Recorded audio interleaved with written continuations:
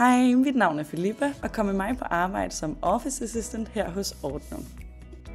Jeg tjekker lige hurtigt dagens opgaver, og derefter går jeg op i vores mødecenter med min søde kollega og rydder op efter et møde fra i går aftes. Derefter går vi ned i vores lagerrum for at fylde en snackvogn til en af de større virksomheder, vi har her i bygningen.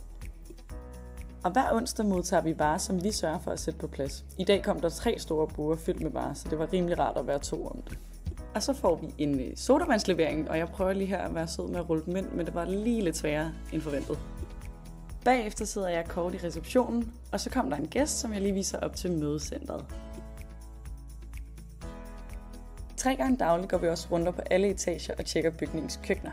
Her på Kammerensgade har vi 13 køkkener, så det er en af de opgaver, der tager en god chat tid, plus en masse skridt i benene. Jeg sørger for, at alle spiller i hvert køkken, opvaskeren tømmes, overflader rengøres og kaffemaskinerne renses. Og så er det blevet tid til frokost, hvor vi har en lækker kantine, som altid sørger for god mad. I dag spiser jeg frokost med en af mine søde kollegaer. Efter frokosten sorterer jeg det pap, vi fik samlet fra varemodtagelsen, og derefter går jeg ned med pant til vores pantrum. Bagefter er der nogle kontorer på 5. sal, som skal klargøres, da vi er i gang med en større ombygning. Her sætter jeg lige de sidste detaljer.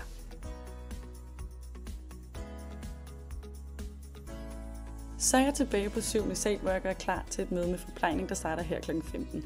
Det her er nok en af mine yndlingsopgaver, netop fordi jeg kan forestille mig, hvordan vores lejere reagerer, når de kommer ind i mødelokalet, og derfor er jeg ekstra omhyggelig med at sørge for, at alt er perfekt. Klokken 15 hjælper jeg min kollega med aftenrunden i køkkenerne, inden min vagt slutter. Når vi arbejder sammen om køkkenrunderne, får vi flere øjne på detaljerne, og det gør det samtidig mere hyggeligt. Så blev min arbejdsdag færdig. Jeg håber, I har nyt at følge med.